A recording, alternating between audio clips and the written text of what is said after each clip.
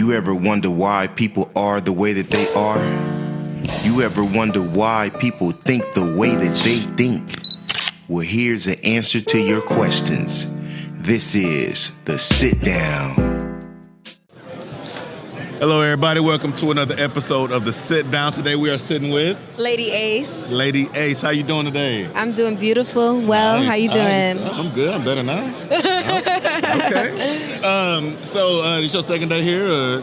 Yes, my second day. Okay. So yeah, we did the 2 days too. So it's definitely an event. You know, shout out to L.O.U.D Music. Shout out to Derek for putting this on to let everybody network and This was a well put together event. Definitely. Definitely. Hey, shout out to the AC.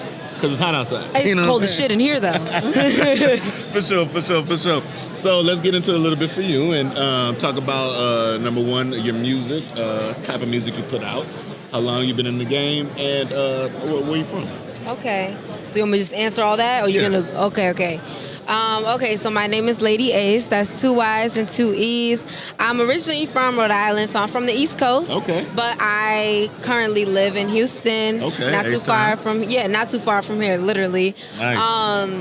My music, I don't like to put it in a category just for the simple fact that you already know, like, when you put your music in a category, now you got to stick to that. Right. You know what I'm saying? And it's like, once you put yourself in that, people don't want to see anything but that, you know? So, but if I had to sum it up, I would say that I am transitioning into melodic rap.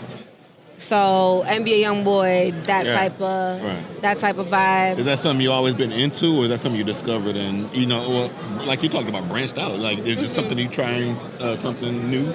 So, I've been recording myself for 7 years. Okay. So I've been blessed with the opportunity to develop myself as an artist rather than, you know, a lot of artists go under artist development with a label. Right. So I've been doing it on my own, which gives me the freedom to play around with this and play around with that, you know. So I've always wanted to be able to sing, but not sing like no Mariah Carey shit. I wanted to sing like auto-tune shit, because I've always been fascinated with auto-tune. I don't know why. I've always been fascinated with auto-tune. So I've always wanted to sing with auto-tune, and now I'm learning how to do it, but not in a way of like where you can't understand. Right. You know what I'm saying? Right. So yeah, I've always been interested in it, but now that I have been developing myself as an artist, it's been easy to, you know, go into these different lanes.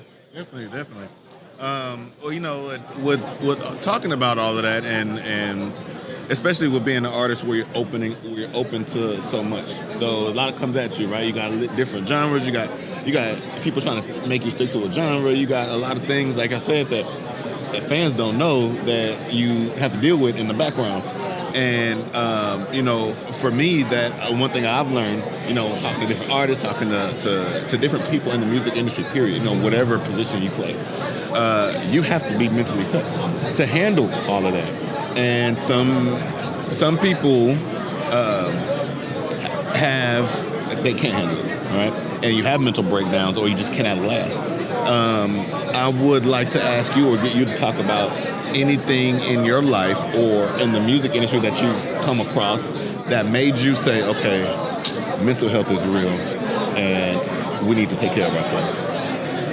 So just being a woman alone in this industry, in a highly male dominated industry, it's not easy because, you know, men are very physical creatures, you know, so y'all see something you like and it's like, I'm trying to fuck, you know what I'm saying?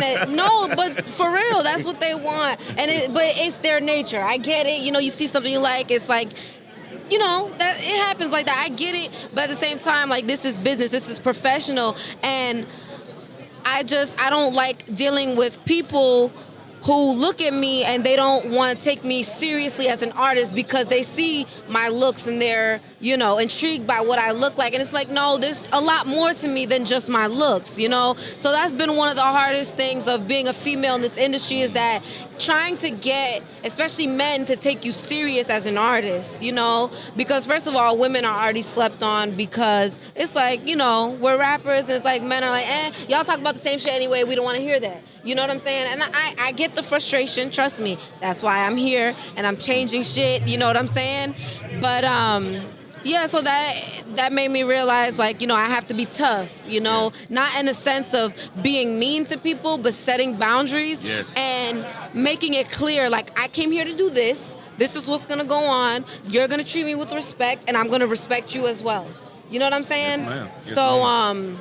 that's just that's what I've dealt with all these years. But it's gotten easier, as you walk with confidence. People will see, like, okay, she's not one of those people who I'm just gonna be able to fuck over easy because I see how she moves. I'm very professional. I'm not. I mean, I flirt with everybody. Flirting is, I flirt with everybody. I got a friendly personality, but I know my limits, I know my boundaries, and I know where the respect lies. You know what I'm saying? So you're gonna take me serious as an artist just because I'm friendly don't mean nothing.